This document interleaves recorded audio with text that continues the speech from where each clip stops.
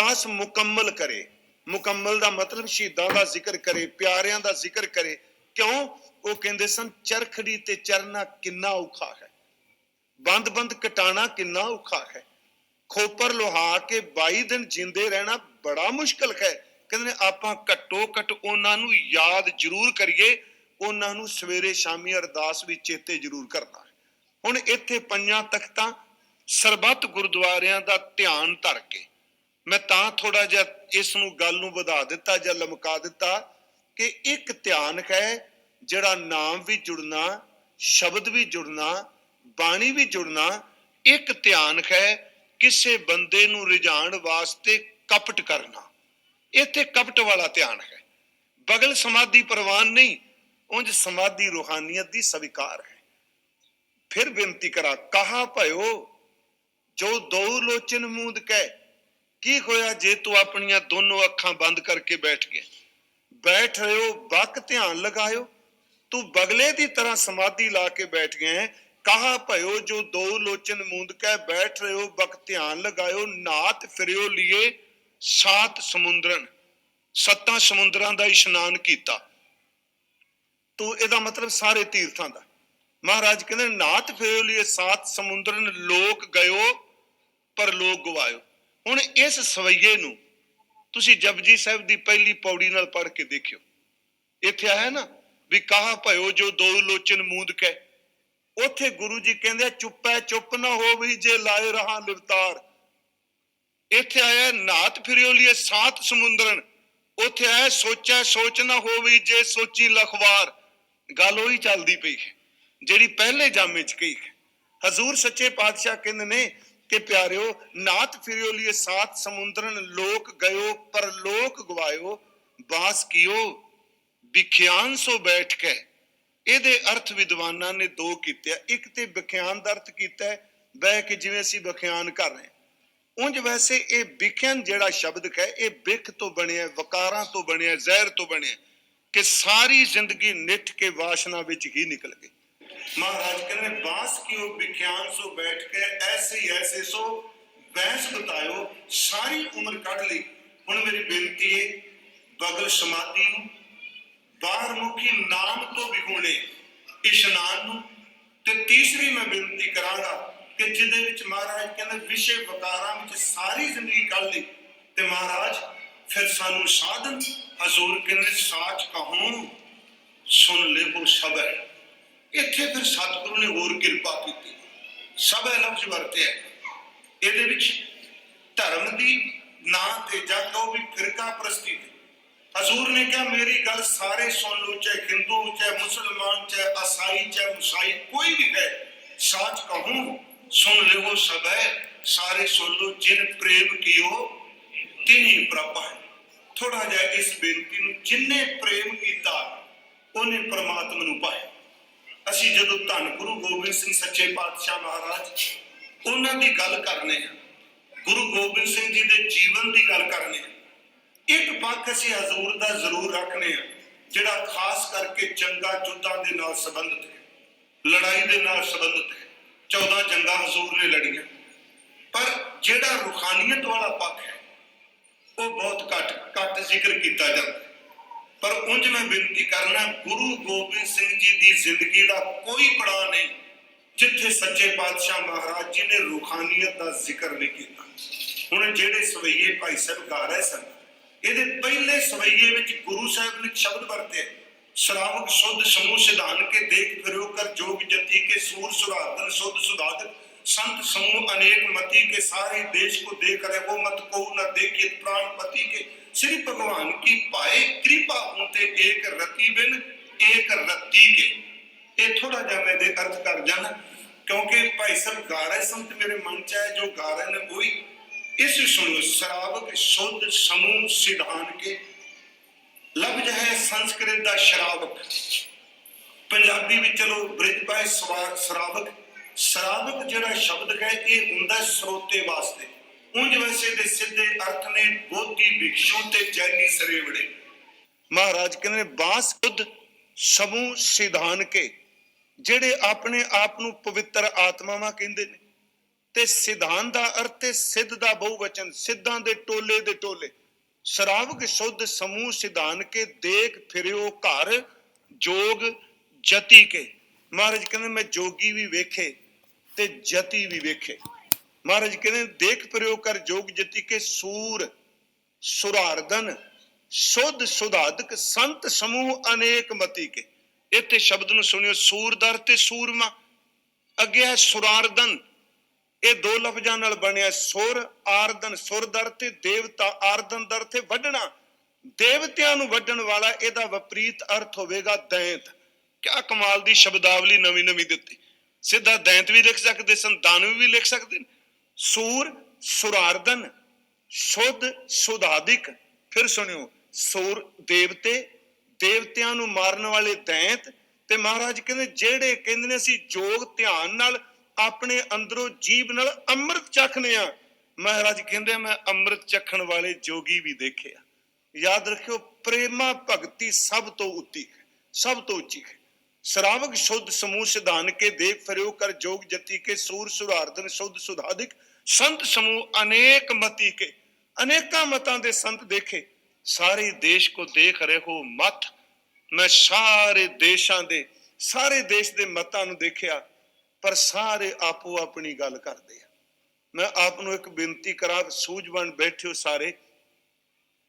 ਸਿੱਖੀ ਕਹਿੰਦੀ ਹੈ ਵੀ ਧਰਮ ਨੂੰ ਅਪਣਾਓ, ਪਰ ਸਿੱਖੀ ਕਦੀ ਨਹੀਂ ਕਹਿੰਦੀ ਵੀ ਧਰਮ ਦੀ ਰਾਜਨੀਤੀ ਕਰਕੇ ਆਪਣੇ ਧਰਮ ਦੀ ਗਿਣਤੀ ਵਧਾਓ।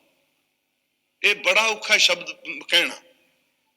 ਗੁਰੂ ਕਹਿੰਦਾ ਧਰਮੀ ਹੋਵੇ ਬੰਦਾ, ਪਰ ਅੱਜ ਜਿਹੜਾ ਧਰਮ ਦਾ ਸਿਸਟਮ ਹੈ ਆਪਣੀ ਨਹੀਂ, ਪੂਰੇ ਗਲੋਬਲ ਦੀ, ਇਸ ਪਲੈਨਟ ਦੀ ਸਮੱਸਿਆ ਬਣ ਚੁੱਕੀ ਹੈ। ਸਾਡੇ ਫਿਰਕੀ ਗਿਣਤੀ ਵੱਧ ਗਈ, ਸਾਡੀ ਗਿਣਤੀ ਵੱਧ ਗਈ, ਅਸੀਂ ਜ਼ਿਆਦਾ ਹੋ ਜਾਾਂਗੇ। ਨਹੀਂ ਪਿਆਰਿਓ, ਚੇਤੇ ਰੱਖਿਓ, ਗੁਰੂ ਗਿਣਤੀ ਦੀ ਥਾਂ ਤੇ ਬੰਦੇ ਦੇ ਕਿਰਦਾਰ ਤੇ ਜ਼ੋਰ ਦਿੰਦਾ। ਇੱਕ ਜੀਵਨ ਵਾਲਾ ਹੋ ਜਾਏ ਪੈਦਾ ਤੇ ਕਰੋੜਾਂ ਸਾਹਮਣੇ ਉਹ ਇੱਕ ਹੀ ਮੁਕਾਬਲਾ ਕਰ ਜਾਂਦਾ ਹੈ। ਧਰਮ ਇੱਕ ਸਿਰਫ। ਇਸੇ ਕਰਕੇ ਗੁਰੂ ਗੋਬਿੰਦ ਸਿੰਘ ਜੀ ਨੇ ਇੱਕ ਸ਼ਬਦ ਵਰਤਿਆ ਆਪਣੇ ਪਿਤਾ ਲਈ ਜੀ। ਉਹ ਜਿਹੜਾ ਸੀ ਪੜ੍ਹਨੇ, ਤਿਲਕ ਜਨਿਉ ਰਾਖਾ ਪ੍ਰਭ ਤਾਕਾ ਕੀਨੋ ਬਡੋ ਕਲੂ ਮੈਂ ਸਾਕਾ ਸਾਧਨ ਹੇਤ ਇਤੀ ਜਨ ਕਰੀ ਸੀਸ ਦਿਆ ਪਰ ਸੀ ਨਾ ਉਚਰੀ। ਧਰਮ ਹੇਤ ਸਾਕਾ ਜਿਨ ਕੀਆ ਸੀਸ ਦਿਆ ਪਰ ਸਿਰ ਨਾ ਦਿਆ। ਪਿਆਰੇ ਉੱਥੇ ਯਾਦ ਰੱਖੋ, ਅਗਲੇ ਬਚਨ ਚ ਇੱਕ ਸ਼ਬਦ ਹੈ, ਤੇਗ ਬਹਾਦਰ ਸੀ ਕਿਰਿਆ ਕਰੀ ਨਾ ਕਿਨਹੂ ਆਨ। ਗਿਣਤੀ ਕਿੰਨੀ ਸੀ ਹਿੰਦੁਸਤਾਨ ਦੀ? ਕਸ਼ਮੀਰ ਉਦੋਂ ਤਾਂ ਅਫਗਾਨਿਸਤਾਨ ਲੱਗਦਾ ਹਿੰਦੁਸਤਾਨ। ਇੰਨਾ ਵੱਡਾ ਧਰਾਤਲ ਦੇ ਤੌਰ ਤੇ ਫੈਲਿਆ ਹੋਇਆ ਮੁਲਕ, ਪਰ ਗੁਰੂ ਗੋਬਿੰਦ ਸਿੰਘ ਕਹਿੰਦੇ ਨੇ ਕਰੋੜਾਂ ਲੋਕ ਨੇ ਇਸ ਧਰਤੀ ਤੇ ਧਰਮ ਦੀ ਗੱਲ ਕਰਨ ਵਾਲੇ, ਪਰ ਇੱਕ ਮੇਰਾ ਬਾਪੂ ਤੇਗ ਬਹਾਦਰ ਜੋ ਕੁਝ ਉਹ ਕਰ ਚੱਕਿਆ ਕਰੋੜਾਂ ਵਿੱਚੋਂ ਕੋਈ ਨਹੀਂ ਕਰ ਸਕਿਆ। ਹੁਣ ਇੱਕ ਪਾਸੇ ਗਿਣਤੀ ਹੈ ਨਾ, ਤੇਗ ਬਹਾਦਰ ਸੀ ਕਿਰਿਆ ਕਰੀ ਨਾ ਕਿਨਹੂ ਆਨ। ਮੈਂ ਆਪ ਨੂੰ ਬੇਨਤੀ ਕਰਾਂਗਾ ਇਸ ਨੁਕਤੇ ਨੂੰ ਸੁਣਿਓ। ਅੱਜ ਵੀ ਜਦੋਂ ਅਸੀਂ ਇਸ ਜ਼ੋਰ ਤੇ ਮੇਰੀ ਸੰਪਰਦਾ ਵੱਧ ਜਾਏ, ਇਸ ਤਰ੍ਹਾਂ ਹੈ ਨਾ ਜੀ, ਸਾਡੀ ਸੰਪਰਦਾ ਵੱਧ ਜਾਏ, ਤੁਹਾਡੀ ਵੱਧ ਜਾਏ, ਮੈਂ ਇੱਕ ਬੇਨਤੀ ਕਰਾਂਗਾ ਗੁਰਮੁਖੋ, ਬਜਾਏ ਕਿ ਆਪਣੀ ਸੁਰਤ ਨੂੰ, ਆਪਣੇ ਵਿਚਾਰ ਨੂੰ, ਆਪਣੇ ਦਾਇਰੇ ਨੂੰ ਫੈਲਾਉਣ ਦੀ ਥਾਂ ਗੁਰੂ ਗੋਬਿੰਦ ਸਿੰਘ ਕਹਿੰਦਾ ਤੂੰ ਰੱਬ ਦੀ ਗੱਲ ਤਾਂ ਕਰ ਓਏ। ਇੱਥੇ ਸੁਣੋ, ਗੁਰੂ ਜੀ ਕਹਿੰਦੇ ਸਾਰੇ ਦੇਸ਼ ਕੋ ਦੇਖ ਰਹੇ ਹੋ ਮਤ ਕੋ ਨਾ ਦੇਖੀਅਤ ਪ੍ਰਾਣ ਪਤੀ ਕੇ। ਇਹਦੇ ਅਰਥ ਕੀ ਨੇ? ਸਾਰੇ ਮਤ ਦੇਖੇ ਪਰ ਕੋਈ ਪ੍ਰਾਣਾ ਦੇ ਪਤੀ ਵਾਹਿਗੁਰੂ ਦੀ ਗੱਲ ਕਿਉਂ ਨਹੀਂ ਕਰਦਾ ਪਿਆ। ਬੋਧੀ ਦੀ ਗੱਲ ਹੋ ਰਹੀ ਹੈ, ਜੈਨੀ ਦੀ ਗੱਲ ਹੋ ਰਹੀ ਹੈ, ਮੁਸਲਿਮ ਦੀ ਗੱਲ ਹੋ ਰਹੀ ਹੈ, ਦੇਵਤਿਆਂ ਦੀ ਗੱਲ ਹੋ ਰਹੀ ਹੈ, ਸੱਚ ਇਹ ਹਿੰਦੂ ਦੀ ਗੱਲ ਹੋ ਰਹੀ ਹੈ, ਸਿੱਖ ਦੀ ਵੀ ਗੱਲ ਹੋ ਰਹੀ ਹੈ, ਪਰ ਕੋਈ ਐਸਾ ਨਹੀਂ ਮਿਲਦਾ ਜਿਹੜਾ ਮੇਰੇ ਵਾਹਿਗੁਰੂ ਦੀ ਗੱਲ ਕਰਦਾ ਹੋਵੇ। ਕਿੱਡੀ ਵੱਡੀ ਅਦਵੈਤ ਹੈ ਇਸ ਤੁਕ ਚ। ਸਾਰੀ ਦੇਸ਼ ਕੋ ਦੇਖ ਰਹੇ ਹੋ ਮਤ ਕੋ ਨਾ ਦੇਖਿਤ ਪ੍ਰਾਣ ਪਤੀ ਕੇ। ਤੇ ਮਹਾਰਾਜ ਜਿੰਨੇ ਤੁਸੀਂ ਗਿਣੇ ਨੇ, ਇਹਨਾਂ ਦੀ ਸਾਧਨਾ ਕੋਈ ਥੋੜੀ। ਕਿੰਨੀ ਕਮਾਈ। ਜੈਨੀਆਂ ਦੀ ਸਾਧਨਾ ਬੜੀ ਕਠਿਨ ਹੈ। ਉਂਝ ਗੁਰਮਤ ਨੇ ਉਹਨੂੰ ਸਵੀਕਾਰ ਨਹੀਂ ਕੀਤਾ। ਗੁਰੂ ਗ੍ਰੰਥ ਸਾਹਿਬ ਵਿੱਚ ਗੁਰੂ ਨਾਨਕ ਸਾਹਿਬ ਨੇ ਇਸ ਚੀਜ਼ ਦਾ ਖੰਡਨ ਕੀਤਾ, ਕਿਉਂਕਿ ਆਪਣੇ ਵਾਲ, ਉਹ ਤੁਹਾਨੂੰ ਪਤਾ ਜਦੋਂ ਦੀਕਸ਼ਿਤ ਕਰਦੇ ਆ ਸਾਲ ਵਿੱਚ ਵੈਸੇ ਕਰੀ ਹੱਥ ਭਰ ਕੇ ਸਵਾਹ ਨਾਲ ਪੂਰੇ ਵਾਲ ਖਿੱਚਦੇ ਆ, ਉਹਨੂੰ ਗੁਰੂ ਜੀ ਕਹਿੰਦੇ ਨੇ ਭੇਡਾਂ ਵਾਂਗੂ ਸਿਰ ਖੁਆਇਨ ਭਰੀਨ ਹੱਥ ਸਵਾਹੀ। ਇੱਥੇ ਜੀ ਮਹਾਰਾਜ ਇੰਨੀ ਸਾਧਨਾ ਕੀਤੀ। ਗੁਰੂ ਸਾਹਿਬ ਕਹਿੰਦੇ ਸਾਧਨਾ ਤਾਂ ਕੀਤੀ ਪਰ ਅੰਦਰੋਂ ਭਿੱਜੇ ਨਹੀਂ, ਅੰਦਰੋਂ ਸੁੱਕੇ ਦੇ ਸੁੱਕੇ ਰਹਿ ਗਏ। ਜਿੰਨੀ ਮਰਜ਼ੀ ਸਾਧਨਾ ਕਰ ਲੈਣ, ਪ੍ਰੇਮ ਤੇ ਸ਼ਰਧਾ ਤੋਂ ਬਿਨਾ ਧਰਮ ਪ੍ਰਫੁੱਲਤ ਹੁੰਦਾ ਹੀ ਨਹੀਂ। ਸਾਰੇ ਦੇਸ਼ ਕੋ ਦੇਖ ਰਹੇ ਹੋ ਮਤ ਕੋ ਨਾ ਦੇਖਿਤ ਪ੍ਰਾਣ ਪਤੀ ਕੇ श्री भगवान की पाए कृपा, इत्थे पाए दा अर्थ भावना। श्री भगवान की पाए कृपा हूते एक रति बिन एक रत्ती के। इत्थे थोड़ा जा पाठ दा मैं नहीं कि मैं सच्ची गुरु साहब की जूरी च कोई बटरंग नहीं, मैनू 30 साल हो चले आ बोलदियां, 30 साल तो वध। सच्ची अज सतगुरु के दरबार च मैं कहना असी गुरमत दा एक किणका भी नहीं बोल सके, जिन्ना वड्डा समर्थ सतगुरु है। पर इनू रत्ती ते रत्ती ये पाठ शुद्ध इस तरह होगा, उत्थे भावें अदक, क्योंकि पूरे गुरु ग्रंथ साहिब च अदक नहीं लगा, अदक नहीं, दसम च भी हजूर ने अदक नहीं वरतिया। इत्थे है श्री भगवान की पाए कृपा हूते, साधना करी गया कृपा नहीं मिली, तो अंदर रंग नहीं लगा, ते रंग कृपा तो बिना नहीं लगता। अंदर नाम दा रंग रस भर जाना, अंदर सुरत टिक जानी, एक कली कमाई नाल नहीं प्यारिओ, कमाई तो बिना जे ओदी कृपा हो जाए ते तां लगदी, कली कमाई नहीं काम करदी। हुण ये नहीं कि आपां सेवा नहीं करनी। मैं एक बारी कहा सी, गुरु साहिब जी ने बाणी च बचन कहे, जदों सतगुरु पाक पटन गए गुरु नानक साहब, ते अमृत वेले दा वक्त सी, ते बाबा फरीद साहब दे स्थान तो एक मुरीद निकलिया, वो गा रहा सी कि रात कथूरी वंडिए सुत्तियां मिले ना भाओ, जिन्ना नैन नींद रावले तिन्ना मिलन को आओ। अर्थ बाबा फरीद साहब का सलोक है। कथूरी दा अर्थ कस्तूरी, नाम दी कस्तूरी। कहंदे रात नूं नाम दी कस्तूरी वंडी जाती है। सुत्तियां मिले ना भाओ, भाओ दा अर्थ हिस्सा, जेड़े सुत्ते रह गए उन्हां नूं हिस्सा किवें मिलेगा, जेड़े जागदे ने हिस्सा तां उन्हां नूं मिलना है ना। कोई चीज आपां खाण लई वंड रहे हां, जेड़े जागदे ने उन्हां नूं मिलेगी। रात कथूरी वंडिया सुत्तियां मिले ना भाओ, जिन्ना नैण नींद रावले तिन्ना मिलन को आओ। सुत्तियां नूं की मिलेगा? अगला श्लोक है, पहले पैरे फुलड़ा फल पी पच्छा रात, जो जगन लहन से साईं कन्नो दात। सुनो, साईं कन्नो दात। महाराज दो श्लोक सुने, जन्म साखी वाला कहता है गुरु नानक साहब मुस्कुराए। भाई मरदाना जी ने देखा, कहने लगा हजूर बाबा जी आप मुस्कुराए क्यों, निमा निमा क्यों मुस्कुराए? कहने लग्या मरदानिया देखे की कहंदा पे। वो जो श्लोक सुने ते नाल हस के कहंदे, जे जागन नाल दातां मिलदियां ते सारे ब्रह्म ज्ञानी हुंदे।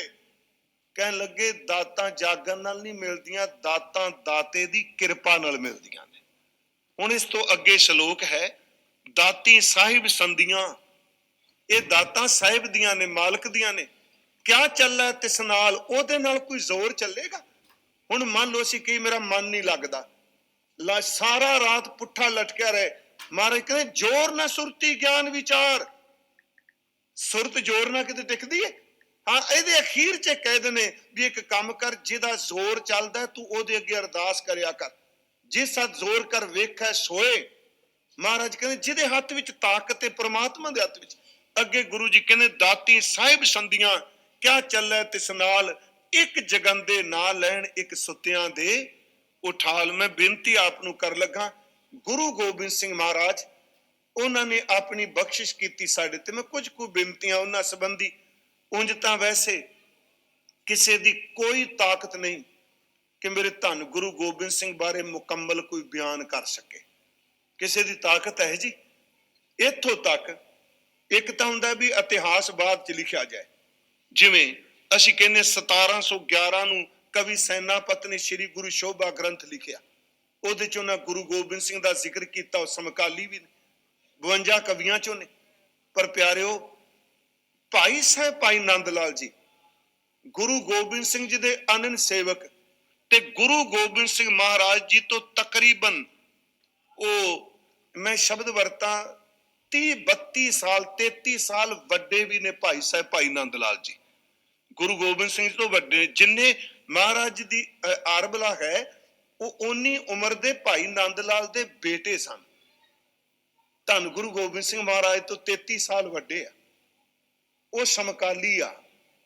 ਇੱਕ ਹੁੰਦਾ ਬੰਦਾ ਕਿਸੇ ਲਾਲਚ ਅਧੀਨ ਪ੍ਰਭਾਵ ਕਬੂਲ ਲੈ, ਜਾਂ ਕਿਸੇ ਸ਼ਖਸੀਅਤ ਦੇ ਪਦਵੀ ਨੂੰ ਵੇਖ ਕੇ ਪ੍ਰਭਾਵ ਕਬੂਲ ਜਾਏ, ਭਾਈ ਨੰਦ ਲਾਲ ਸਾਹਿਬ ਵਿਦਵਾਨ ਆ, ਉਹਦੇ ਵਰਗਾ ਵਿਦਵਾਨ ਇਸ ਭਾਰਤ ਦੇ ਦਿੱਲੀ ਦਰਬਾਰ ਵਿੱਚ ਕੋਈ ਨਹੀਂ ਜਦੋਂ ਕੁਰਾਨ ਦੀ ਐਤ ਦੇ ਅਰਥ ਕਰਦੇ। ਪਰ ਜਦੋਂ ਉਹ ਗੁਰੂ ਗੋਬਿੰਦ ਸਿੰਘ ਜੀ ਦੇ ਸਾਹਮਣੇ ਆਉਂਦੇ ਆ ਭਾਈ ਸਾਹਿਬ ਭਾਈ ਨੰਦ ਲਾਲ ਜੀ, ਤੇ ਉਹਨਾਂ ਦਾ ਜਿਹੜਾ ਗੰਜਨਾਮਾ ਹੈ, ਜਿਹੜੇ ਸਾਡੇ ਗੁਰੂ ਕੇ ਕੀਰਤਨੀਏ ਅਕਸਰ ਗਾਉਂਦੇ ਆ, ਨਾਸਿਰ ਓ ਮਨਸੂਰ ਗੁਰ ਗੋਬਿੰਦ ਸਿੰਘ। ਇੱਥੇ ਇੱਕ ਬੇਨਤੀ ਹੈ, ਗੁਰੂ ਗੋਬਿੰਦ ਸਿੰਘ ਨਹੀਂ ਕਹਿਣਾ, ਪੂਰੇ ਗੰਜਨਾਮੇ ਸਿਰਫ ਗੁਰੂ ਗੋਬਿੰਦ ਸਿੰਘ ਲਿਖਿਆ ਹੈ, ਗੁਰੂ ਗੋਬਿੰਦ ਸਿੰਘ ਨਹੀਂ ਸ਼ਬਦ ਹੈਗਾ। ਹੁਣ ਉਹਨਾਂ ਨੇ ਗੁਰੂ ਗੋਬਿੰਦ ਸਿੰਘ ਜੀ ਨੂੰ ਨੇੜੇ ਹੋ ਕੇ ਦੇਖੇ, ਉਹਨਾਂ ਤੇ ਬਖਸ਼ਿਸ਼ ਵੀ ਬੜੀ, ਉਹ ਹਜ਼ੂਰ ਦੇ ਇੰਨੀ ਕਿਰਪਾ ਦੇ ਪਾਤਰ ਬਣੇ ਰਹੇ ਭਾਈ ਨੰਦ ਲਾਲ ਜੀ। ਤੇ ਮੈਂ ਆਪ ਨੂੰ ਬੇਨਤੀ ਕਰਾਂਗਾ, ਕਿਉਂਕਿ ਉਹਨਾਂ ਨੂੰ ਪੜ੍ਹਨ ਲਈ ਫਾਰਸੀ ਆਉਣੀ ਬਹੁਤ ਜ਼ਰੂਰੀ ਹੈ। ਪੰਜਾਬੀ ਚ ਲਿਪੀ ਚ ਮਿਲਦਾ ਹੈ, ਪਰ ਉਹ ਇੰਨਾ ਕੁ ਕਾਲਾ ਮਾਲਾ ਹੋ ਗਿਆ ਹੈ, ਪਰਸ਼ੀਅਨ ਵਾਲਾ ਫਾਰਸੀ ਵਾਲਾ ਪੜ੍ਹਦਾ, ਉਹ ਕਹੇਗਾ ਪੰਜਾਬੀ ਲਿਪੀ ਦੇ ਵਿੱਚ ਸਹੀ ਪਾਠ ਨਹੀਂ ਕੀਤਾ ਗਿਆ। ਅਜੇ ਰੱਬ ਦਾ ਸ਼ੁਕਰ ਹੈ ਸਾਡੇ ਕੋਲ ਪੰਜਾਬੀ ਲਿਪੀ ਚ ਮੌਜੂਦ ਹੈ। ਕਦੀ ਭਾਈ ਨੰਦ ਲਾਲ ਸਾਹਿਬ ਨੂੰ ਪੁੱਛ ਕੇ ਦੇਖੋ ਗੁਰੂ ਗੋਬਿੰਦ ਸਿੰਘ ਜੀ ਕੀ ਹੈ, ਉਹਨਾਂ ਦੀ ਰਚਨਾ ਨੂੰ ਸ਼੍ਰੀ ਸਾਡੀ ਮਰਿਆਦਾ ਵਿੱਚ ਅੰਕਿਤ ਹੈ ਕਿ ਹਰ ਗੁਰਦੁਆਰੇ ਵਿੱਚ ਭਾਈ ਨੰਦ ਲਾਲ ਸਾਹਿਬ ਦੀ ਰਚਨਾ ਨੂੰ ਗਾਇਆ ਜਾ ਸਕਦਾ ਹੈ, ਉਹਦੀ ਵਿਆਖਿਆ ਬਾਣੀ ਦੀ ਤਰ੍ਹਾਂ ਹੋ ਸਕਦੀ ਹੈ। ਭਾਈ ਸਾਹਿਬ ਭਾਈ ਨੰਦ ਲਾਲ ਜੀ, ਤੇ ਮੈਂ ਇੱਕ ਵਾਰੀ ਕਿਹਾ ਕਿ ਵਿਦਵਾਨ ਇੰਨੇ ਕਿ ਦਿੱਲੀ ਦਰਬਾਰ ਚ ਉਹਨਾਂ ਦੇ ਮੁਕਾਬਲੇ ਕੋਈ ਨਹੀਂ। ਉਹਨਾਂ ਨੇ ਇੱਕ ਕਿਤਾਬ ਲਿਖੀ ਸੀ ਜਿਹਦਾ ਨਾਮ ਸੀ ਬੰਦਗੀ ਨਾਮਾ। ਜਦੋਂ ਗੁਰੂ ਗੋਬਿੰਦ ਸਿੰਘ ਜੀ ਦੇ ਪੇਸ਼ ਕੀਤੀ, ਮਹਾਰਾਜ ਨੇ ਪੜ੍ਹੀ ਤੇ ਨਾਮ ਲਿਖ ਦਿੱਤਾ ਜ਼ਿੰਦਗੀ ਨਾਮਾ। ਕਹਿੰਦੇ ਤੇਰਾ ਇੱਕ ਇੱਕ ਜਿਹੜਾ ਸ਼ੇਰ ਹੈ ਇਹ ਮੁਰਦਿਆਂ ਨੂੰ ਜ਼ਿੰਦਗੀ ਦੇਣ ਵਾਲਾ ਹੈ। ਚਲੋ ਪੰਜਾਬੀ ਚ ਮਿਲ ਜਾਂਦਾ ਹੈ, ਆਪ ਜਰੂਰ ਉਹਦੇ ਅਰਥ ਪੜ੍ਹ ਕੇ ਦੇਖਿਓ। ਇੰਨੀ ਮੁਹੱਬਤ, ਇੰਨਾ ਪਿਆਰ ਜ਼ਿੰਦਗੀ ਨਾਮੇ ਚ ਭਾਈ ਸਾਹਿਬ ਇੱਕ ਥਾਂ ਲਿਖਦੇ ਆ, ਦੀਦਾ ਅਮਰਾ ਲਜ਼ਤੇ ਦੀਦਾਰ ਬਖਸ਼, ਸੀਨਾ ਅਮਰਾ ਮਕਸ ਨੇ ਇਸਰਾਰ ਬਖਸ਼, ਈ ਦਿਲੇ ਬਰਿਆਨੇ ਮਾਰਾ ਸ਼ੌਕ ਦੇ, ਦਰ ਗਲੂਅਮ ਬੰਦਗੀ ਰਾ ਤੌਕ ਦੇ, ਹਿਜ਼ਰ ਮਾਰਾ ਆਰਜ਼ੂਏ ਵਸਲ ਬਖਸ਼। ਹੁਣ ਦੇਖੋ ਇੰਨੇ ਕਮਾਲ ਦੀ ਮੰਗ, ਕਹਿੰਦੇ ਦੀਦਾ ਅਮਰਾ ਲਜ਼ਤੇ ਦੀਦਾਰ ਬਖਸ਼, ਮੇਰੇ ਦੀਦਿਆਂ ਨੂੰ ਗੁਰੂ ਗੋਬਿੰਦ ਸਿੰਘ ਜੀ ਆਪਣਾ ਦੀਦਾਰ ਬਖਸ਼ ਦੇ, ਮੇਰੇ ਦੀਦਿਆਂ ਵਿੱਚ ਬਹਿ ਜਾ, ਜਦੋਂ ਮੈਂ ਬੰਦ ਕਰਾਂ ਤਾਂ ਵੀ ਤੂੰ ਦਿਸੇ ਤੇ ਮੈਂ ਖੋਲਾਂ ਤੇ ਤਾਂ ਵੀ ਤੂੰ ਦਿਸੇ। ਜਿਹੜੀ ਚੀਜ਼ ਅੱਖਾਂ ਅੱਗੇ ਆ ਜਾਏ ਵਿੱਚ, ਉਹਨੇ ਕਹਿੰਦੇ ਮੇਰੇ ਦੀਦਿਆਂ ਨੂੰ ਦੀਦਾਰ ਬਖਸ਼, ਮੇਰੇ ਸੀਨੇ ਨੂੰ ਉਹ ਖਜ਼ਾਨਾ ਬਖਸ਼ ਦੇ ਜਿਹੜਾ ਖਜ਼ਾਨਾ ਅਕਾਲ ਨੇ ਤੈਨੂੰ ਆਪਣਾ ਸੁੱਤ ਬਣਾ ਕੇ ਬਖਸ਼ਿਆ ਹੈ, ਤੈਨੂੰ ਜਿਹੜੀ ਦਾਤ ਦਿੱਤੀ। ਵੇਖੋ ਮੈਂ ਫਿਰ ਬੇਨਤੀ ਕਰਾਂਗਾ, ਇਹਦੇ ਪਾਠ ਵਿੱਚ ਵੀ ਬੜਾ ਫਰਕ ਹੈ, ਚਲੋ ਵਿਸ਼ਾ ਉਚਾਰਨ ਦਾ ਹੈ। ਦੀਦਾ ਅਮਰਾ ਲਜ਼ਤੇ ਦੀਦਾਰ ਬਖਸ਼, ਸੀਨਾ ਅਮਰਾ ਮਕਸ ਨੇ ਇਸਰਾਰ ਬਖਸ਼, ਈ ਦਿਲੇ ਬਰਿਆਨੇ ਮਾਰਾ ਸ਼ੌਕ ਦੇ। ਦਾਤਾ ਬਾਕੀ ਸ਼ੌਕ ਆਪਣੇ ਆਪ ਲੱਗ ਜਾਂਦੇ ਆ, ਪਰ ਤਨ ਦੇ ਨਿੰਦਿਆ ਦੇ, ਚੁਗਲੀ ਦੇ, ਆਪਣੀ ਸ਼ੁਰ ਦੇ। ਕਹਿਣ ਲੱਗੇ ਇੱਕ ਕਿਰਪਾ ਕਰ, ਜਿੰਨਾ ਧਨਵਾਨ ਨੂੰ ਧਨ ਕਮਾਉਣ ਦਾ ਸ਼ੌਂਕ ਹੈ, ਜਿੰਨਾ ਕਾਮੀ ਨੂੰ ਕਾਮ ਦਾ ਸ਼ੌਂਕ ਹੈ, ਸੱਚ ਇਹ ਵੇ ਜਿੰਨੇ ਬਾਹਰ ਮੁਕੀ ਸ਼ੌਂਕ ਨੇ, ਇਹ ਸਾਰੇ ਮੋੜ ਕੇ ਮੈਨੂੰ ਇਹ ਸ਼ੌਂਕ ਬਖਸ਼ ਦੇ, ਮੈਂ ਸਾਰੀ ਜ਼ਿੰਦਗੀ ਤੇਰੀ ਬੰਦਗੀ ਕਰਦਾ ਰਹਾ, ਮੈਨੂੰ ਚਾਹ ਬਖਸ਼ ਦੇ। ਦੀਦਾ ਅਮਰਾ ਲਜ਼ਤੇ ਦੀਦਾਰ ਬਖਸ਼, ਸੀਨਾ ਅਮਰਾ ਮਕਸ ਨੇ ਇਸਰਾਰ ਬਖਸ਼, ਈ ਦਿਲੇ ਬਰਿਆਨੇ ਮਾਰਾ ਸ਼ੌਕ ਦੇ, ਦਰ ਗਲੂਅਮ ਬੰਦਗੀ ਰਾ ਤੌਕ ਦੇ, ਮੇਰੇ ਗਲੇ ਵਿੱਚ ਆਪਣੀ ਬੰਦਗੀ ਦਾ ਪਟਾ ਪਾ ਦੇ, ਮੈਂ ਤੇਰਾ ਬਣ ਜਾਵਾਂ। ਦਰ ਗਲੂਅਮ ਬੰਦਗੀ ਰਾ ਤੌਕ ਰੇ, ਖਿਜ਼ਰ ਮਾਰਾ ਆਰਜ਼ੂਏ ਵਸਲ ਬਖਸ਼, ਈ ਖਜ਼ਾਨੇ ਚਸ਼ਮ ਮਾਰਾ ਫਜ਼ਲ ਬਖਸ਼। ਅਗਲੀ ਬੇਨਤੀ ਕਹਿੰਦੇ ਹਰ ਸਰੇ ਮਯੂਮ ਜ਼ੁਬਾਨ ਕੁਨ ਅਜ਼ ਕਰਮ। हे ਸਤਿਗੁਰੂ ਗੁਰੂ ਗੋਬਿੰਦ ਸਿੰਘ, ਆਪਾਂ ਆਪ ਤਕਰੀਬਨ ਕਈ ਸੱਜਣ ਰੋਜ਼ ਮੱਥਾ ਟੇਕਣ ਆਉਂਦੇ। ਮੈਂ ਮੈਨੇਜਰ ਸਾਹਿਬ ਭਾਈ ਰੇਸ਼ਮ ਸਿੰਘ ਜੀ ਦਾ ਧੰਨਵਾਦੀ ਹਾਂ। ਇਹ ਕੋਈ ਬਟਰਿੰਗ ਨਹੀਂ, ਸਾਡੇ ਸ਼੍ਰੋਮਣੀ ਕਮੇਟੀ ਮੈਂਬਰ ਸਾਹਿਬ ਬੈਠੇ ਆ, ਇਹਨਾਂ ਮੈਨੂੰ ਘਰ ਜਾ ਕੇ ਸੁਨੇਹਾ ਦਿੱਤਾ ਵੀ ਤੁਸੀਂ ਜ਼ਰੂਰ ਆਓ। ਮੈਂ ਯਤਨ ਕਰਾਂਗਾ ਕਿ ਜਦੋਂ ਐਤਵਾਰ ਇੱਥੇ ਹੋਵਾਂ ਮੈਂ ਤੁਹਾਡੇ ਚਰਨ ਪਰਸਨ ਦਾ ਜ਼ਰੂਰ ਯਤਨ ਕਰਾਂ, ਕਿਉਂਕਿ ਜਿਸ ਜਗ੍ਹਾ ਤੇ ਗੁਰੂ ਬੈਠ ਜਾਂਦਾ ਹੈ ਆਪਾਂ ਹੁੰਨੇ ਸਤਿਗੁਰੂ ਤੋਂ ਕਿਤੇ। ਜਿਹੜੀ ਮੈਂ ਬੇਨਤੀ ਕਰ ਰਿਹਾ, ਇਹ ਅਰਦਾਸ ਭਾਈ ਨੰਦ ਲਾਲ ਦੀ ਥੀ, ਇਹ ਹਰ ਸਿੱਖ ਦੀ ਬਣ ਜਾਏ। ਭਾਈ ਸਾਹਿਬ ਕਹਿੰਦੇ ਆ ਗੁਰੂ ਗੋਬਿੰਦ ਸਿੰਘ ਜੀ ਮੈਂ ਜਪਨਾ ਮੈਂ ਤੇਰਾ ਨਾਮ। ਹੁਣ ਆ ਜ਼ਬਾਨ ਜਿਹੜੀ ਏ ਇੱਕ ਜ਼ਬਾਨ ਛੋਟੀ ਪੈ ਗਈ, ਕਿਉਂ? ਕਹਿੰਦੇ ਨੇ ਉਮਰ ਨੇੜੇ ਆ ਗਈ, केस चिट्टे हो गए, फल पक चला, दिन नेड़े आ गया, छेती छेती मैं होर इबादत कर सका। जिन्ने मैनू तू शरीर दे रोम दिते ने, एक एक रोम दे विच जबान ला दे, मैं दिन रात तेरी बंदगी करा। हर सरे मूए शब्द कहंदे आ फारसी विच केस नूं, आपां पंजाबी च कहने मूवे दा अर्थ मरना है ना, फारसी विच मूवे दा अर्थ है वाल। जिवें गुरु साहब कहंदे मम सर मूवे अजराइल गिरफ्त है, गुरु नानक साहब जी। हर सरे मुयूम जुबां कुन अज करम, हर वाल उत्ते एक जीव ला दे, ता बगोयम वसब हक दम बदम, मैं दम बदम तेरी इबादत कर सका, तू मेरी एक एक रोम ते जीव ला दे। मैं थोड़ा जिहा आपां दर्शन करिए गुरु गोबिंद सिंह महाराज जी दे सुरत नाल। मैं आपनूं बेनती कीती, जिन्ने प्रेम कीता, जिन्ने भी कीता, इत्थे मैनूं एक तां भाई साहब भाई नगाईया जी, क्योंकि कुछ गल्लां किताबां च नहीं हुंदियां, ਉਹ ਤੁਹਾਨੂੰ ਉਸ ਸਥਾਨ ਤੋਂ ਹਿਸਟਰੀ ਮਿਲਦੀ। ਸਾਡੇ ਸਿੱਖਾਂ 'ਚ ਬੜੇ ਐਸੇ ਸਥਾਨ ਨੇ ਜਿਹੜੇ ਪੁਰਾਤਨ ਗ੍ਰੰਥਾਂ ਵਿੱਚ ਜ਼ਿਕਰ ਨਹੀਂ ਉਹਨਾਂ ਦਾ, ਪਰ ਉੱਥੋਂ ਦਾ ਹਿਸਟਰੀ ਬੋਲਦੀ ਹੈ ਵੀ ਇੱਥੇ ਆਏ ਨੇ, ਕਿਉਂਕਿ ਹਿਸਟਰੀ ਲਿਖਣ ਵਾਲਾ ਕੋਈ ਸਰਬ ਕਲਾ ਸਮਰੱਥ ਨਹੀਂ ਹੁੰਦਾ। ਜਿੰਨੀ ਕੋ ਉਹਨੂੰ ਸੂਚਨਾ ਮਿਲੀ ਉਹਨਾਂ ਕੋ ਉਹਨੇ ਲਿਖ ਦਿੱਤਾ। ਜਿਸ ਥਾਂ ਤੇ ਹਜ਼ੂਰ ਇੱਥੇ ਹੁਣ ਆਉਂਦੇ ਆ, ਤੁਸੀਂ ਸਾਰੇ ਸੁਣਦੇ ਆਏ ਕਿ ਸਤਿਗੁਰਾਂ ਨੇ ਸ਼੍ਰੀ ਆਨੰਦਪੁਰ ਸਾਹਿਬ ਜੀ ਨੂੰ ਛੱਡਿਆ, 6 ਪੋਹ ਦੀ ਰਾਤ ਛੱਡਿਆ। ਫਿਰ ਇੱਕ ਵਾਰੀ ਭਾਵਾਂ ਅਸੀਂ ਇਹਦੀ ਕਥਾ ਕਰ ਚੁੱਕੇ ਹਾਂ। ਸਤਿਗੁਰੂ 7 ਪੋਹ ਦਾ ਅੰਮ੍ਰਿਤ ਵੇਲਾ ਆਪ ਕੀਤਾ, ਆਸਾ ਦੀ ਵਾਰ ਦਾ ਕੀਰਤਨ ਕੀਤਾ, ਆਪ ਪਾਠ ਕੀਤਾ। ਮੈਂ ਤਾਂ ਆਪ ਨੂੰ ਆਰੰਭ ਵਿੱਚ ਕਿਹਾ ਕਿ ਗੁਰੂ ਗੋਬਿੰਦ ਸਿੰਘ ਨੇ ਜ਼ਿੰਦਗੀ ਦਾ ਕੋਈ ਪੜਾਅ ਉਹਨਾਂ ਦਾ ਦੇਖੋ, ਚਾਹੇ ਕਿਲੇ 'ਚ ਹੋਣ, ਚਾਹੇ ਘੋੜੇ ਤੇ ਹੋਣ, ਚਾਹੇ ਸੱਥਰਾਂ ਤੇ ਹੋਣ, ਭਾਵੇਂ ਦੀਨੇ ਕਾਂਗੜੇ ਜ਼ਮੀਨ ਤੇ ਬੈਠੇ ਹੋਣ, ਕੋਈ ਜ਼ਿੰਦਗੀ ਦਾ ਪੜਾਅ ਨਹੀਂ ਜਿੱਥੇ ਗੁਰੂ ਦੀ ਰੂਹਾਨੀਅਤ ਮੁਨਫਾ ਕਰ ਦਿਓ, ਮੁਨਫੀ ਕਰ ਦਿਓ। ਹਰ ਥਾਂ ਤੇ ਸਾਈਂ ਦੀ ਯਾਦ ਜੁੜੇ ਆ। ਮਹਾਰਾਜ ਸੱਚੇ ਪਾਤਸ਼ਾਹ ਸਰਸਾ ਦੇ ਕਿਨਾਰੇ ਕੀਰਤਨ ਕਰਦੇ ਆ। ਆਪ ਹਜ਼ੂਰ ਕਮਾਲ ਦਾ ਕੀਰਤਨ ਕਰਦੇ ਸਨ। ਖਾਸ ਕਰਕੇ ਜਿਹੜਾ ਤਾਨਪੁਰਾ ਹੈ, ਇਹਦੇ ਬਾਰੇ ਕਿਹਾ ਜਾਂਦਾ ਮਹਾਰਾਜ ਤੰਤੀ ਸਾਜ਼ ਵਜਾਉਂਦੇ ਸਨ। ਸੱਚੇ ਪਾਤਸ਼ਾਹ ਆਪ ਕੀਰਤਨ ਕੀਤਾ ਦਾਤਾਰ ਜੀ ਨੇ। ਸਵੇਰੇ ਸਰਸਾ ਪਾਰ ਕੀਤੀ, ਪਰਿਵਾਰ ਵਿਛੜ ਗਿਆ, ਆਪ ਸਭ ਨੂੰ ਪਤਾ ਹੈ। 7 ਪੋਹ ਸਾਰਾ ਦਿਨ ਮਹਾਰਾਜ ਜੰਗ ਕਰਦੇ ਰਹੇ, ਕਿਉਂਕਿ ਜਦੋਂ ਦਰਿਆ ਸਰਸਾ ਪਾਰ ਕੀਤੀ, ਜਿੰਨੇ ਪਿੰਡ ਰਾਹ ਸਨ ਰੰਗੜਾਂ ਦੇ ਸਨ, ਉਹਨਾਂ ਸਾਰਿਆਂ ਨੇ ਰਸਤੇ ਵਿੱਚ ਰੋਕਣ ਦਾ ਯਤਨ ਕੀਤਾ। ਮਹਾਰਾਜ ਲੜਦੇ ਹੋਏ, ਮੁਕਾਬਲਾ ਕਰਦੇ ਹੋਏ ਕੋਟਲਾ ਨਿਹੰਗ ਖਾਂ ਪਹੁੰਚੇ, ਜਿੱਥੇ ਭੱਠਾ ਸਾਹਿਬ ਆਪਾਂ ਕਹਿੰਦੇ ਆ, ਪਹਿਲਾਂ ਵੀ ਹਜ਼ੂਰ ਉੱਥੇ ਗਏ ਆ। ਉਹ ਨਿਹੰਗ ਖਾਂ ਦੇ ਪੁੱਤਰ ਆਲਮ ਖਾਨ ਨੇ ਹਜ਼ੂਰ ਨੂੰ 7 ਪੋਹ ਦੀ ਸ਼ਾਮ ਪੈ ਰਹੀ ਸੀ, ਚਮਕੌਰ ਸਾਹਿਬ ਵੱਲ ਤੋਰਿਆ ਹੈ। 7 ਪੋਹ ਨੂੰ ਸਤਿਗੁਰੂ ਰਾਤ ਦੇ ਪਹਿਲਾ ਪੈਰ ਕਿਹਾ ਜਾਂਦਾ ਹੈ, ਚਮਕੌਰ ਦੀ ਗੜੀ 'ਚ ਪ੍ਰਵੇਸ਼ ਕਰਦੇ ਆ। ਸਾਰੀ ਰਾਤ ਆਪਣੇ ਸਾਈਂ ਦੀ ਇਬਾਦਤ ਬੰਦਗੀ 'ਚ 8 ਪੋਹ ਨੂੰ ਗੁਰੂ ਗੋਬਿੰਦ ਸਿੰਘ ਮਹਾਰਾਜ ਚਮਕੌਰ ਦੀ ਜੰਗ ਲੜਦੇ ਆ, ਅਦੁੱਤੀ ਤੇ ਅਸਾਮੀ ਜੰਗ। ਅਸਾਮੀ ਦਰ ਤੇ ਕੋਈ ਸਮਤੋਲ ਥੋੜਾ, ਬਰਾਬਰਤਾ ਥੋੜਾ ਲੜਾਈ ਦੀ। ਤੁਸੀਂ ਦੇਖੋ ਗੁਰੂ ਸਾਹਿਬ ਕਹਿੰਦੇ ਆ ਇੱਕ ਪਾਸੇ 40 ਨੇ, ਦੂਜੇ ਪਾਸੇ 10 ਲੱਖ ਹੈ। 10 ਲੱਖ ਸ਼ਬਦ ਵਰਤਿਆ, ਅਣਗਿਣਤ ਕਵੋ।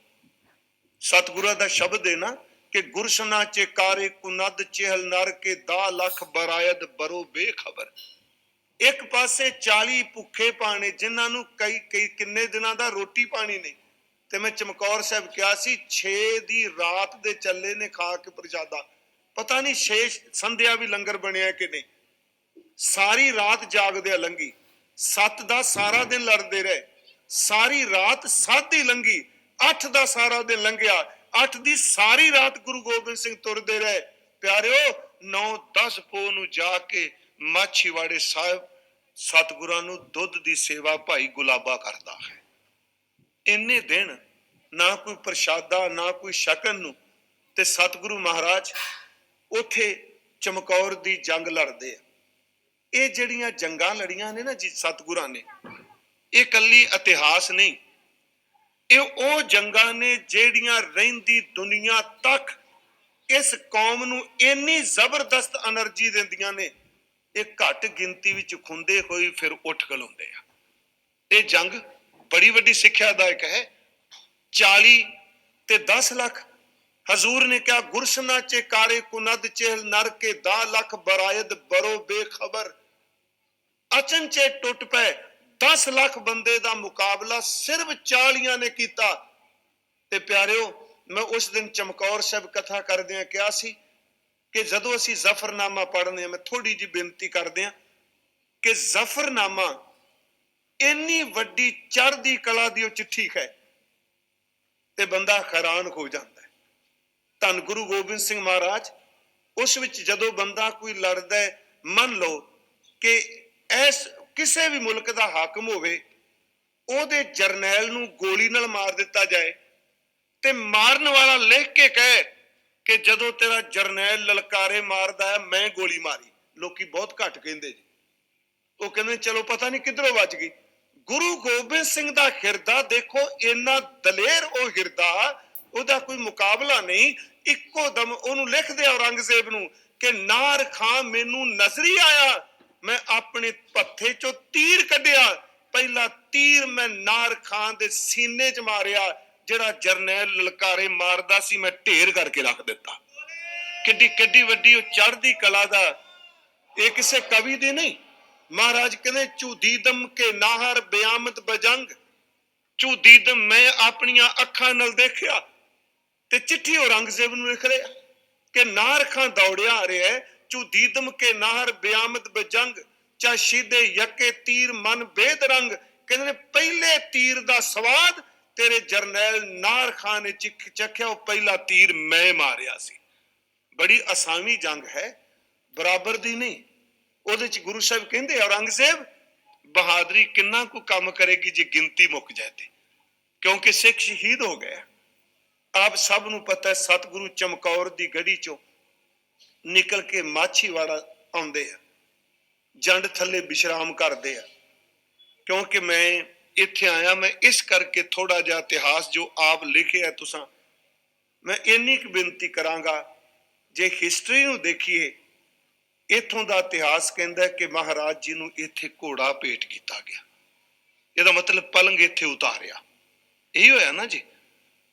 फिर सतगुरां ने इस धरती ते असीसां बहुत दित्तियां, खास करके पलंग चुकण वालियां बहुत असीस दित्ती। महाराज माछीवाड़े जदों आउंदे आ, एक आप जी नूं पता होना, एक चिट्ठी सतगुरां ने माछीवाड़े तो औरंगजेब नूं लिखी, ਉਹਨੂੰ ਫਤਿਹਨਾਮਾ ਕਹਿੰਦੇ ਆ। ਉਹਦੇ 23.5 ਸ਼ੇਰ ਨੇ, ਉਹ ਘੱਟ ਮਿਲਦੀ ਏ, ਸ਼ੇਰ ਬੜੇ ਸਨ, ਉਹ ਗੁੰਮ ਹੋ ਗਏ ਕਾਗਜ਼। ਤੇ ਉਹਦੇ ਵਿੱਚ ਹੀ ਗੁਰੂ ਗੋਬਿੰਦ ਸਿੰਘ ਕਹਿੰਦੇ ਨੇ, ਚ ਲਿਖਦੇ ਆ ਕਿ ਇੱਕ ਸ਼ੇਰ ਦੇ 2 ਪੁੱਤਰਾਂ ਨੂੰ ਗਿੱਦੜਾਂ ਨੇ ਰਲ ਕੇ ਧੋਖੇ ਨਾਲ ਮਾਰ ਦਿੱਤਾ। ਸ਼ੇਰ ਦੇ ਪੁੱਤਰ ਕਹਿੰਦੇ। ਅਗਲਾ ਸ਼ਬਦ ਕੀ ਵਰਦੇ ਆ, औरंगजेब तेनू औरंगजेब कुहान दा हक नहीं। उंज वैसे आलमगीर लफ्ज भी मैं क्या औरंगजेब दी तुखल्लस कह लो या उपाधि कह लो, है ना। उंज वैसे हुंदा जिहड़ा दुनिया नू अपने काबू च रखे, आलमगीर दा अर्थ हुंदा। औरंगजेब दा लफ्जी अर्थ हुंदा तख्त दा शिंगार। औरंगजेब दा लफ्जी अर्थ तख्त दा शिंगार। गुरु गोबिंद सिंह कहंदे आ, तू अपने नाम नाल जिहड़ा तुखल्लुस लाया, ये तुखल्लुस सी। तेनू लोग औरंगजेब कहंदे आ, तू तख्त दा शिंगार नहीं। चेते रखी, तू औरंगजेब लफ्ज नूं भी कलंकित कर दिता है। तू शिंगार नहीं, तू तख्त दा कलंक है। औरंगजेब नहीं, तू फरेब है। उस विच एक गल होर कहंदे जो माछीवाड़े लिखिया, क्योंकि ਉਹਦੇ ਹੱਥ ਵਿੱਚ ਤਸਬੀਹ ਹੁੰਦੀ ਸੀ, ਇਹ ਮਾਲਾ ਜਿਹਨੂੰ ਕਹਿੰਦੇ ਹਨ औरंगजेब जी। गुरु साहब कहते हैं, लोग कहते तेरे हाथ तस्बीह है, कहते मैं इस तरह कहना, तेरी तस्बीह ते तेरी माला दे जिन्ने मनके ने वो दाने ने, उस मनकियां विच जिहड़ा धागा पुरोया वो जाल है। जिवें दाने पा के शिकारी जाल नाल पंछी पसंद है, तू माला दे तस्बीह दे मनके फेर फेर के लोकां नूं पंछी बना के मारना है। महाराज धन गुरु गोबिंद सिंह जी उत्थे पहुंचदे आ माछीवाड़े। मैं बेनती जिहड़ी कर लगा, उस वक्त स्वरूप कैसा सी। असीं सारे कहने कलगियां वाले, बाजां वाले, घोड़ियां वाले, नींदे दे शाह सवार, पर उत्थे तां लफ्ज टुकदे ही नहीं।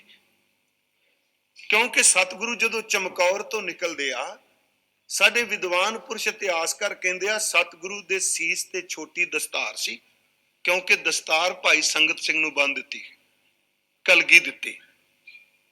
ਤੇ ਸਤਿਗੁਰੂ ਦੇ ਇੱਕ ਮੋਢੇ ਤੇ ਪੱਥਾ ਤੀਰਾਂ ਨਾਲ ਭਰਿਆ ਸੀ, ਦੂਜੇ ਮੋਢੇ ਤੇ ਕੰਧੇ ਉੱਤੇ ਕਮਾਨ ਸੀ, ਤੇ ਸ੍ਰੀ ਸਾਹਿਬ ਮਿਆਨ ਤੋਂ ਬਿਨਾਂ ਹੱਥ ਦੇ ਵਿੱਚ ਸੀ।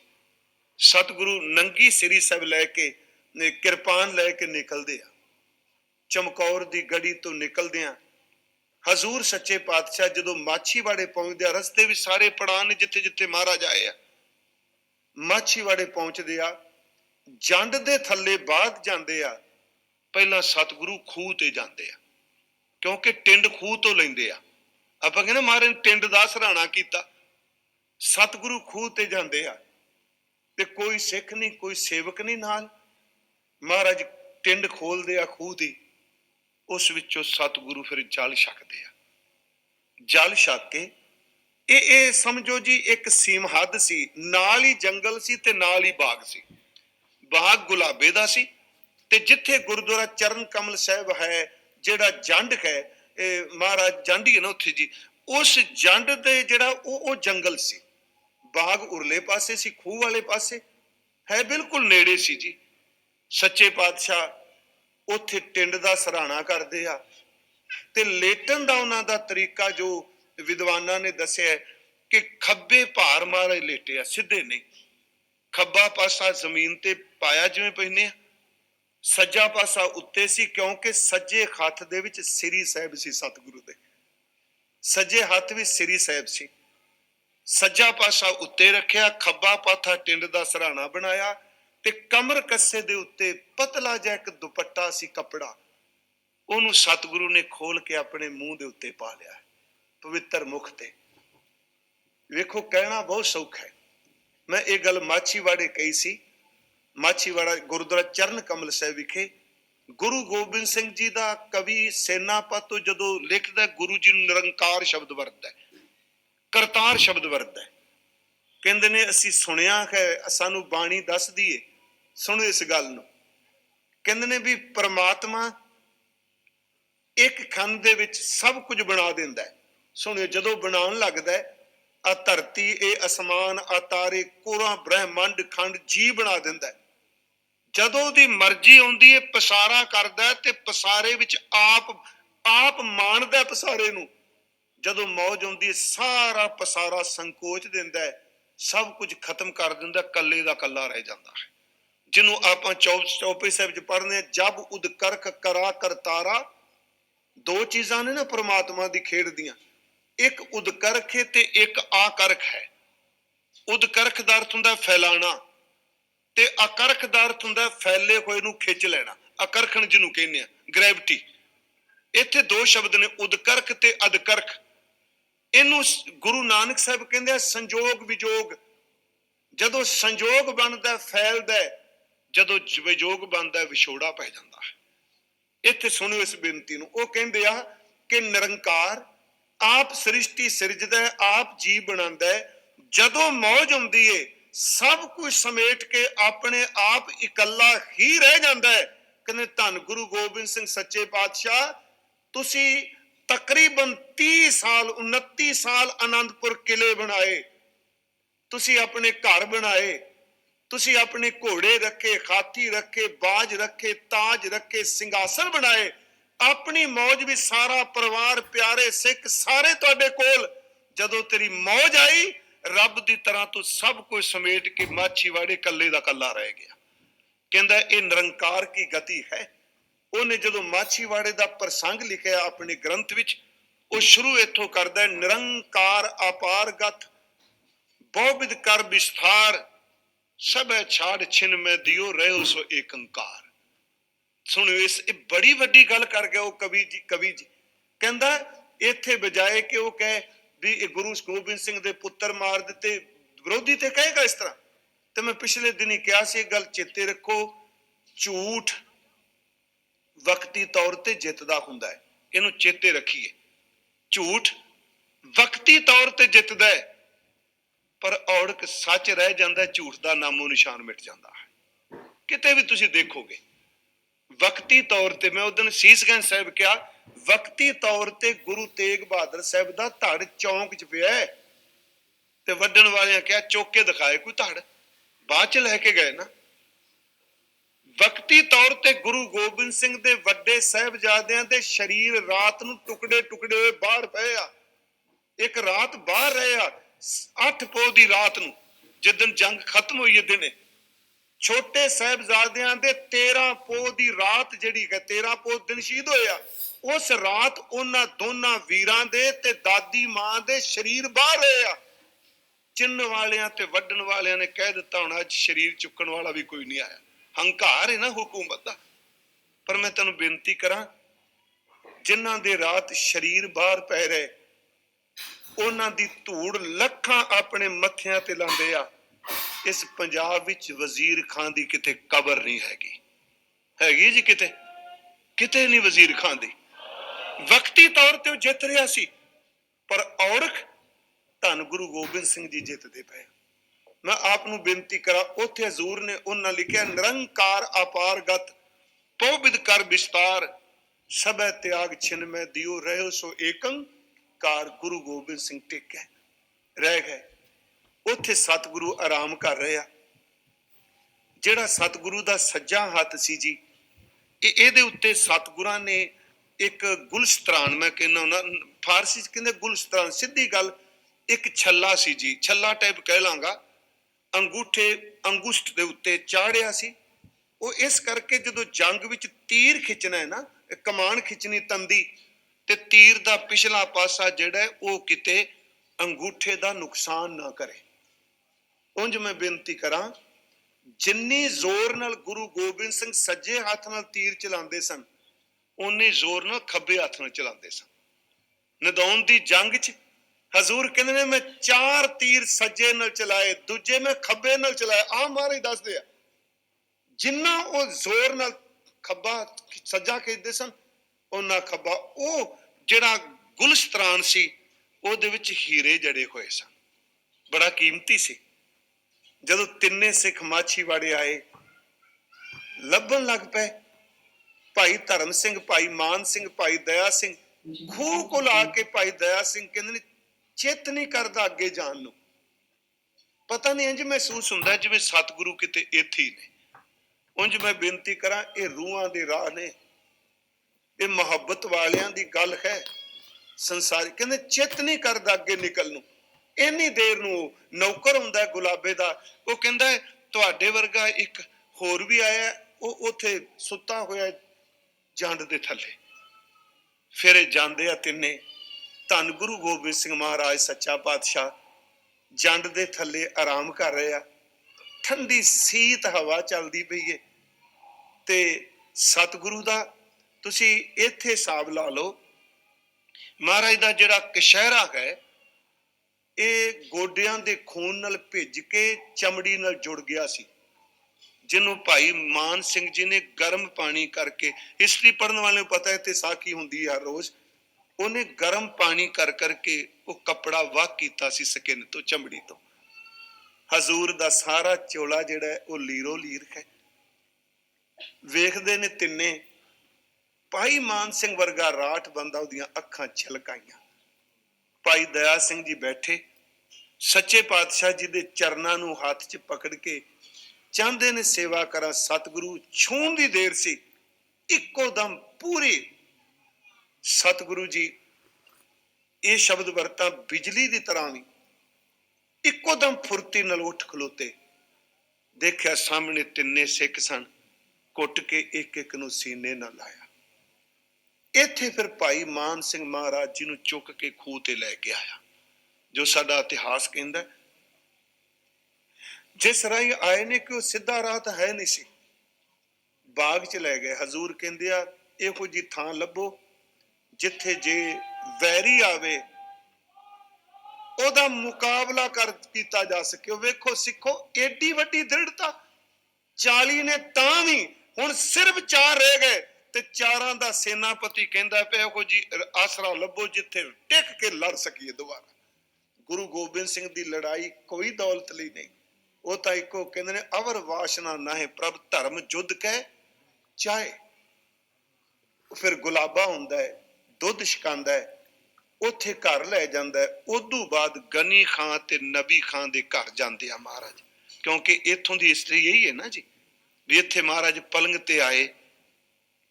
ਗਨੀ ਖਾਂ ਨਬੀ ਖਾਂ ਇਹ ਦੋਨੋਂ ਸ਼੍ਰੀ ਅਨੰਦਪੁਰ ਸਾਹਿਬ ਜਾਂਦੇ ਸਨ, ਘੋੜਿਆਂ ਦੇ ਵਪਾਰੀ ਸਨ ਤੇ ਗੁਰੂ ਗੋਬਿੰਦ ਸਿੰਘ ਜੀ ਨੂੰ ਬਹੁਤ ਪਿਆਰ ਕਰਦੇ ਸਨ। ਇਹ ਬਾਣੀ ਪੜਨ ਵਾਲ, ਬਾਣੀ ਸੁਣਨੀ ਕਰਨੀ ਤੇ ਉਂਝ ਵੀ ਸਤਿਗੁਰੂ ਤੋਂ ਵਾਰ ਨੇ ਜਾਂਦੇ ਸਨ। ਇਹਨਾਂ ਨੂੰ ਪਤਾ ਲੱਗਾ, ਇਹਨਾਂ ਨੇ ਫਿਰ ਸਤਿਗੁਰੂ ਦੇ ਕੋਲ ਗੁਲਾਬੇ ਦੇ ਘਰ ਗਏ। ਉੱਥੇ ਨਿਹਾਲੇ ਖੱਤਰੀ ਦੀ ਮਾਂ ਗੁਰਦਈ ਨੇ ਕੱਪੜਾ ਭੇਟ ਕੀਤਾ, ਜਿਹੜਾ ਸਤਿਗੁਰੂ ਨੇ ਰੰਗਾ ਕੇ ਤਨ ਤੇ ਪਾਇਆ ਤੇ ਉੱਚ ਦੇ ਪੀਰ ਬਣ ਕੇ ਨਿਕਲੇ। ਇੱਥੇ ਫਿਰ ਸਤਿਗੁਰੂ ਕੋਲ ਜਦੋਂ ਗਨੀ ਖਾਂ ਨਬੀ ਖਾਂ ਜਾਂਦੇ ਆ, ਉਹਨਾਂ ਦਾ ਪਰਿਵਾਰ ਲਾਹੌਰ ਹੈ, ਗਨੀ ਖਾਂ ਨਬੀ ਖਾਂ ਦਾ। ਮੈਂ ਉਸ ਦਿਨ ਕੋਟ ਕੀਤਾ ਸੀ, ਉਹ ਆਏ ਸਨ ਅਜੀਤ ਭਵਨ, ਨਰਿੰਜਨ ਸਿੰਘ ਸਾਥੀ ਲਿਖਦਾ, ਉਹਨਾਂ ਨਾਲ ਮੁਲਾਕਾਤ ਹੋਈ। ਪਰਿਵਾਰ ਕਹਿੰਦਾ ਕਿ ਗਨੀ ਖਾਂ ਨਬੀ ਖਾਂ ਆਨੰਦਪੁਰ ਸਾਹਿਬ ਜਾਂਦੇ ਸਨ। ਉਹਨਾਂ ਦੀ ਬੇਟੀ ਸੀ ਛੋਟੀ ਜੀ, 2-2.5 ਸਾਲ ਦੀ, ਛੋਟਾ ਜਿਹਾ ਬੱਚਾ, ਉਹਦਾ ਨਾਮ ਰਜੀਆ ਸੀ। ਉਹ ਨਾਲ ਲੈ ਕੇ ਗਏ ਤੇ ਉਹ ਨਿੱਕੀ ਬੱਚੀ ਘੜੀ ਪਿੱਛੋਂ ਸਤਿਗੁਰੂ ਵੱਲ ਜਾਏ, ਦੌੜ ਦੌੜ ਕੇ। ਮਹਾਰਾਜ ਜਿੱਦੇ ਬੈਠੇ ਸਨ, ਆਮ ਬੈਠੇ ਸਨ, ਦੀਵਾਨ ਨਹੀਂ ਸੀ ਲੱਗਾ, ਉਹ ਦੌੜ ਕੇ ਜਾਏ, ਉਹ ਰੋਕਣ। ਸਤਿਗੁਰਾਂ ਨੇ ਉਸ ਨਿੱਕੀ ਜੀ ਬੱਚੀ ਨੂੰ ਚੁੱਕ ਕੇ ਆਪਣੀ ਗੋਦ 'ਚ ਬਿਠਾ ਕੇ ਪਿਆਰ ਦਿੱਤਾ। ਉਦੋਂ ਬਾਅਦ ਪਰਿਵਾਰ ਉਹਨੂੰ ਗੁਰੂ ਕੀ ਪੋਤੀ ਕਹਿੰਦਾ ਸੀ, ਉਹਦਾ ਨਾਮ ਰਜੀਆ ਸੀ। ਉਹ ਪਰਿਵਾਰ ਦੱਸਦਾ, ਜਦੋਂ ਮਹਾਰਾਜ ਰਾਤ ਨੂੰ ਘਰ ਆਏ, ਗਨੀ ਖਾਂ ਨਬੀ ਖਾਂ ਦੀ ਮਾਂ ਨੇ ਇਹ ਸ਼ਬਦ ਕਿਹਾ, ਵੇ ਮੇਰੇ ਪੁੱਤਰੋ, ਘਰ ਆਇਆ ਮਾਂ ਜਾਇਆ। ਸ਼ਬਦ ਆਮ ਤੌਰ ਤੇ ਹਮਸਾਇਆ ਕਹਿੰਦੇ ਆ। ਕਹਿਣ ਲੱਗੇ, ਘਰ ਆਇਆ ਮਾਂ ਜਾਇਆ, ਤੁਸੀਂ ਆਪਣੇ ਸਿਰ ਧੜ ਦੀ ਬਾਜੀ ਲਾ ਦਿਓ, ਪਰ ਸੇਵਾ ਖਿਦਮਤ ਤੋਂ ਪਿੱਛੇ ਨਾ ਹਟਿਓ। ਉਹਨਾਂ ਫਿਰ ਸੇਵਾ ਕੀਤੀ, ਫਿਰ ਮਹਾਰਾਜ ਦਾ ਪਲੰਗ ਤਿਆਰ ਕੀਤਾ। ਗਨੀ ਖਾਂ ਨਬੀ ਖਾਂ ਅੱਗੇ ਲੱਗੇ, ਭਾਈ ਧਰਮ ਸਿੰਘ, ਭਾਈ ਮਾਨ ਸਿੰਘ ਜੀ ਪਿੱਛੇ ਲੱਗੇ, ਭਾਈ ਦਇਆ ਸਿੰਘ ਜੀ ਚਵਰ ਕਰਦੇ ਹੋ ਚੱਲੇ। ਰਸਤੇ ਵਿੱਚ ਸਾਰੀਆਂ ਥਾਵਾਂ ਤੁਸੀਂ ਜਾਣਦੇ ਹੋ, ਲੁਧਿਆਣੇ ਦੇ ਨੇੜੇ ਮਹਾਰਾਜ ਆਉਂਦੇ ਆ। ਜੋ ਇਸ ਸਥਾਨ ਤੇ ਕਿਹਾ ਜਾਂਦਾ, ਇੱਥੇ ਪਲੰਗ ਰੱਖਦੇ ਆ। ਭਾਈ ਨਗਾਈਆ ਸਾਹਿਬ ਮਿਲਦੇ ਆ, ਸਤਿਗੁਰੂ ਗਨੀ ਖਾਂ ਨਬੀ ਖਾਂ ਨਾਲ ਫਿਰ ਇੱਥੇ ਗੱਲਾਂ ਕਰਦੇ ਆ। ਕਹਿੰਦੇ ਆ ਕਿ ਅਸੀਂ ਅੱਜ ਵੱਖਰਾ ਕੰਮ ਕੀਤਾ ਹੈ। ਪਹਿਲਾਂ ਅਸੀਂ ਮਸੰਦ ਬਣਾਏ ਸਨ। ਮਸੰਦ ਦਾ ਲਫ਼ਜ਼ੀ ਅਰਥ ਹੈ ਮੰਜੀ ਤੇ ਬਹਿਣ ਵਾਲਾ, ਮਸਨਦ ਤੇ ਪੈਣ ਵਾਲਾ। ਮਸਨਦ ਤੋਂ ਬਣਿਆ ਮਸੰਦ, ਉਂਝ ਲਫ਼ਜ਼ ਮਾੜਾ ਨਹੀਂ ਜੇ ਮਸੰਦ। ਤੇ ਮੈਂ ਇੱਕ ਦਿਨ ਕਿਹਾ ਸੀ, ਕਈ ਇੰਨੇ ਪਵਿੱਤਰ ਲਫ਼ਜ਼ ਨੇ ਜਿਹੜੇ ਮਾੜੇ ਚੀਜ਼ਾਂ ਨਾਲ ਜੋੜ ਜੋੜ ਕੇ ਲਫ਼ਜ਼ ਵੀ ਵਿਚਾਰੇ ਮਾੜੇ ਕਰ ਦਿੱਤੇ। ਮਸੰਦ ਕਿਸੇ ਨੂੰ ਖੋ ਅੱਜ ਬੰਦਾ ਪੈ ਜਾਂਦਾ, ਕਿਉਂਕਿ ਉਹ ਮਸੰਦ ਲਫ਼ਜ਼ ਦੀ ਦੁਰਵਰਤੋਂ ਬਹੁਤ ਹੋਈ। ਮਸਨਦ ਦਾ ਅਰਥ ਹੁੰਦਾ ਗੱਦੀ ਤੇ ਬਹਿਣਾ। ਕਹਿਣ ਲੱਗੇ, ਜਿਨ੍ਹਾਂ ਨੂੰ ਅਸੀਂ ਪਲੰਗਾਂ ਤੇ ਬਿਠਾਇਆ, ਸੁਣਿਓ, ਉਹ ਉੱਕਾ ਹੀ ਬਹਿ ਗਏ। ਸਾਡੇ ਪੰਜਾਬੀ ਕਹਿੰਦੇ ਤੇ ਬਹਿ ਹੀ ਗਿਆ, ਕਹਿੰਦੇ ਉੱਕਾ ਹੀ ਬਹਿ ਗਏ। ਅਸੀਂ ਵੱਖਰਾ ਕੰਮ ਕੀਤਾ, ਸਿਰਫ ਤੁਹਾਡੇ ਨਾਲ ਕੀਤਾ ਹੈ। ਤੁਹਾਨੂੰ ਪਲੰਗ ਤੇ ਬਿਠਾਇਆ ਨਹੀਂ, ਤੁਹਾਨੂੰ ਪਲੰਗ ਚੁਕਾਇਆ ਹੈ, ਕਿਉਂਕਿ ਉਹਨਾਂ ਮੋਢਾ ਲਾਇਆ ਨਾ। ਤੁਹਾਨੂੰ ਬਿਠਾਇਆ ਨਹੀਂ, ਤੁਹਾਨੂੰ ਚੁਕਾਇਆ ਹੈ। ਉਹ ਸਤਿਗੁਰੂ ਦੇ ਚਰਨਾਂ 'ਚ ਬੈਠੇ ਆ। ਹਜ਼ੂਰ ਕਹਿੰਦੇ ਨੇ, ਜਾਓ ਤੁਸੀਂ ਆਪਣੇ ਘਰ ਨੂੰ, ਤੁਹਾਡੀ ਸੇਵਾ ਪ੍ਰਵਾਨ ਹੋਈ। ਗਨੀ ਖਾਂ ਨਬੀ ਖਾਂ ਇੱਥੇ ਮੱਥਾ ਟੇਕਦੇ ਆ। ਸੱਚੇ ਪਾਤਸ਼ਾਹ ਨੂੰ ਕਹਿੰਦੇ ਨੇ ਅਸੀਸ ਲੈ ਕੇ ਤੁਰਨ ਲੱਗਦੇ ਆ। ਵਸੋਂ ਤਾਂ ਹੋਣੀ ਹੈ ਨਾ ਜੀ, ਪਹਿਲਾਂ ਉਦੋਂ ਤਾਂ ਵਸੋਂ ਨਹੀਂ ਸੀ। ਥੋੜਾ ਜਿਹਾ ਦੂਰ ਜਾ ਕੇ ਫਿਰ ਪਿਛਾਂ ਵੇਖਣ ਲੱਗ ਪਿਆ। ਦੋਵੇਂ ਭਰਾ ਮੋਢੇ ਤੋਂ ਗੁਰੂ ਗੋਬਿੰਦ ਸਿੰਘ ਵੱਲ ਵੇਖਦੇ ਆ। ਹਜ਼ੂਰ ਆਵਾਜ਼ ਦਿੰਦੇ, ਆ ਜਾਓ। ਵਾਪਸ ਆਉਂਦੇ ਆ। ਕਹਿੰਦੇ, ਤੁਸੀਂ ਮੁੜ ਮੁੜ ਕਿਉਂ ਦੇਖਦੇ ਹੋ? ਕਹਿੰਦੇ ਨੇ, ਸਤਿਗੁਰੂ ਤੇਰੇ ਤੋਂ ਬਿਨਾਂ ਘਰ ਸੁਈਆਂ ਸੁਈਆਂ ਲੱਗੇਗਾ। ਹਜ਼ੂਰ ਫਿਰ ਕਹਿੰਦੇ ਆ, ਕਲਮ ਲਿਆਓ। ਕਲਮ ਲੈ ਕੇ ਸਤਿਗੁਰੂ ਫਿਰ ਹੁਕਮਨਾਮਾ ਲਿਖਦੇ ਆ। ਮਾਛੀਵਾੜੇ ਦੀ ਸੰਗਤ ਨੂੰ 2 ਹੁਕਮਨਾਮੇ ਲਿਖੇ ਆ। ਇੱਕ ਸੰਗਤ ਨੂੰ ਲਿਖਿਆ, ਇੱਕ ਸਿਰਫ ਗਨੀ ਖਾਂ ਦੇ ਪਰਿਵਾਰ ਨੂੰ ਦਿੱਤਾ। ਇੱਥੇ ਸ਼ਬਦ ਗਨੀ ਖਾਂ ਤੇ ਨਬੀ ਖਾਂ ਦਾ ਨਾਮ ਬਕਾਇਦਾ ਲਿਖਿਆ। ਹਜ਼ੂਰ ਕਹਿੰਦੇ ਆ ਕਿ ਏਕ ਓੰਕਾਰ ਵਾਹਿਗੁਰੂ ਜੀਓ, श्री सतगुरु जी की आज्ञा है ਆਮ ਤੌਰ ਤੇ ਹੁਕਮਨਾਮਾ ਜਦੋਂ ਲਿਖਿਆ ਜਾਂਦਾ ਸੀ, ਹੁਕਮਨਾਮੇ ਲਿਖਣ ਦਾ ਇੱਕ ਤਰੀਕਾ ਸੀ। ਪਹਿਲੀ ਤੁਕ ਗੁਰੂ ਜੀ ਲਿਖ ਦਿੰਦੇ ਸਨ, ਬਾਕੀ ਅੱਗੇ ਲਿਖਾਰੀ ਲਿਖਦਾ ਹੁੰਦਾ ਸੀ। ਜਿਵੇਂ ਇਸ਼ਾਰੇ ਮਾਤਰ ਪਾ ਦੇਣਾ ਸ਼ਾਰਟ। ਕਈ ਮੈਂ ਹੁਕਮਨਾਮੇ ਪੜ੍ਹੇ ਆ ਜਿਨ੍ਹਾਂ ਉੱਤੇ ਲਿਖ ਕੇ ਤੋਲਾ ਸੋਨਾ ਅੱਗੇ ਲਿਖਾਰੀ ਲਿਖਦਾ। ਇੱਥੇ ਸਤਿਗੁਰੂ ਲਿਖਦੇ ਆ, ਦੋਵੇਂ ਭਰਾ ਦੇਖਦੇ ਆ, ਕੋਲ ਸਿੱਖ ਦੇਖਦੇ ਆ, ਮਹਾਰਾਜ ਲਿਖਦੇ ਆ, ਇੱਕ ਓੰਕਾਰ ਵਾਹਿਗੁਰੂ ਜੀਓ, सतगुरु जी की आज्ञा है, गनी खां नबी खां ये जो हैं से मेरे फरजंदा से बैज हैं। इबारत एक है, ये मेरे पुत्रां तो चंगे मैनू, ये मेरे कम आए हैं। सब समझ गए आप जी, ये मेरे कम आए हैं। जो सिख इनकी खिदमत अंदर रजू रहेगा।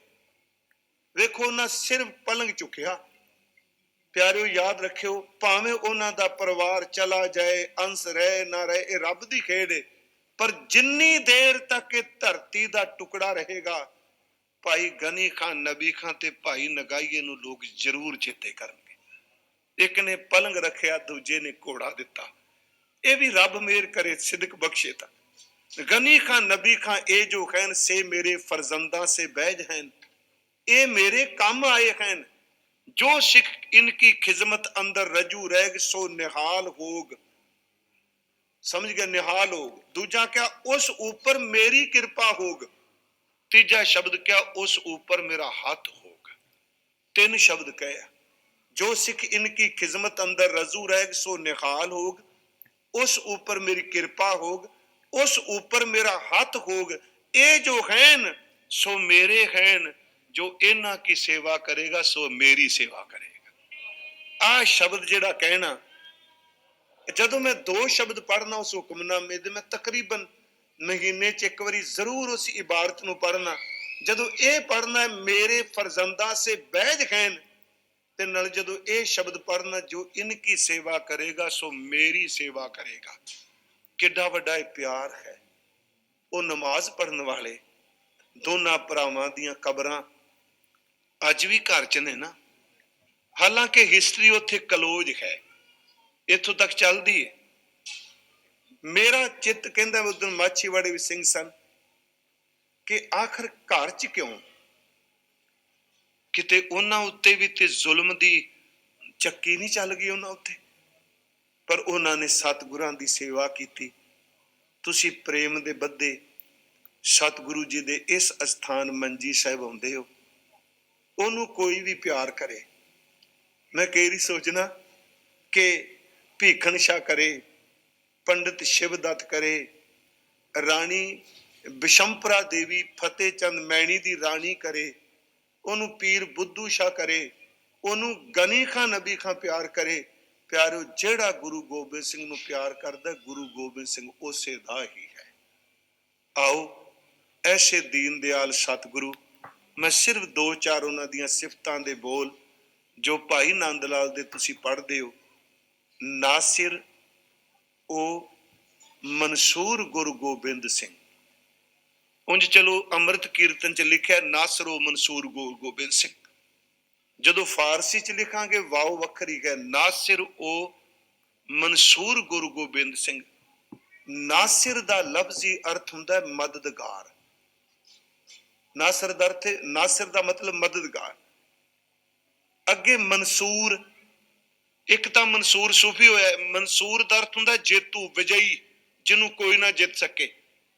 भाई साहब कहते नासिर ओ मंसूर गुरु गोबिंद सिंह, गुरु गोबिंद सिंह सब दा मददगार है। वो वजही है, दुनिया दी ताकत कोई उन्होंने जित नहीं सकती। नासिर ओ मंसूर गुरु गोबिंद सिंह। अगे जी इज्जत, उथे पाठ है इज्जदी, इज्जत ए मंजूर गुरु गोबिंद सिंह।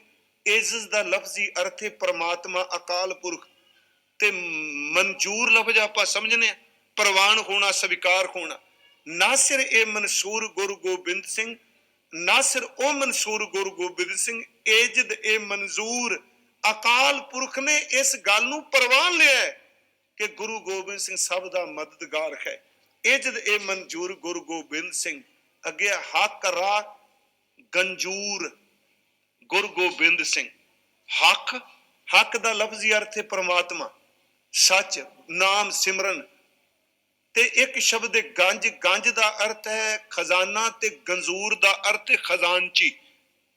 हक रा गंजूर गुरु गोबिंद सिंह, गुरु गोबिंद सिंह अकाल पुरख दे रूहानी खजाने दा खजानची है, चाबी ओदे हाथ विच है। हक रा गंजूर गुरु गोबिंद सिंह, जुमला फैजे नूर गुरु गोबिंद सिंह। जुमला दा अर्थ हुंदा जुड़िया होया, स्वरूप, फैज किरपा, नूर दा अर्थ आपां समझने आ रोशनी। गुरु गोबिंद सिंह अकाल पुरख दे नूर नाल, बख्शिश नाल जुड़िया होया है। अगे कहंदे ने हक, हक आगाह, आगाह दा अर्थ हुंदा जानकार। कहंदे लोको मैं तां भाई नंद लाल साहब कोट कर रहा, उन्होंने देखिया कोल रह के ते नदेड़ तक गया भाई नंद लाल जी गुरु गोबिंद सिंह जी नाल।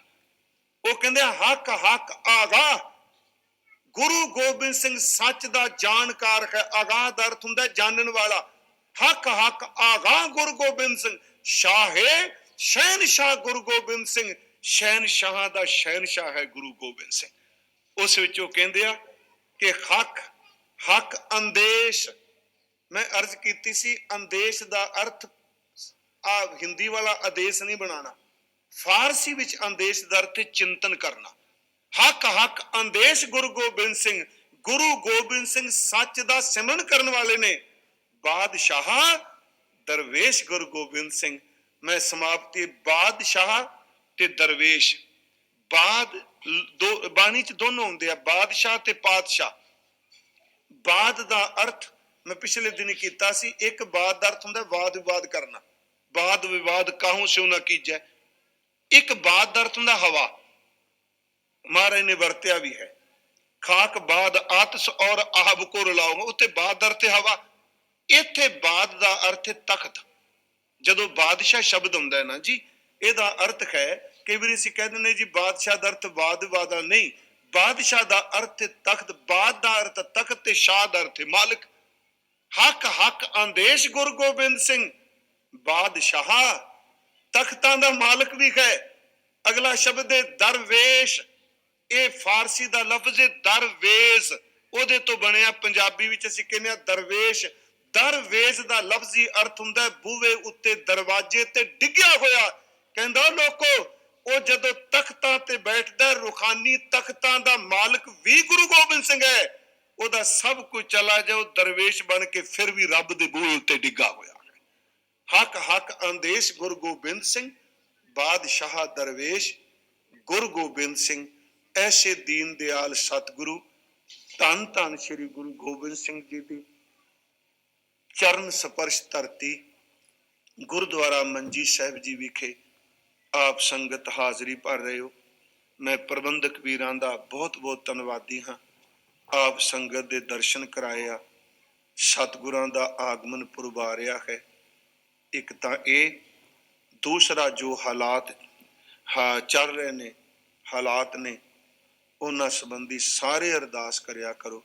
हे परमात्मा उन्हां नूं कामयाबी बख्शी, इतफाक बख्शी, ते जो पंजाब दे दैवी गुण सतगुरां ने बख्शे, वो गुण सारी दुनिया ते अज प्रगट हुए ने। किरपा करी उन्हां गुणां नूं कोई शरारती दाग लाउण दा यतन ना करे। इन्नी अरदास सारे करिओ उन्हां किरसान वीरां लई। सब दा धन्नवाद जी। मेरे तो बोलदियां बहुत भुल्लां होईयां ने, बख्श देना। वाहिगुरू जी का खालसा।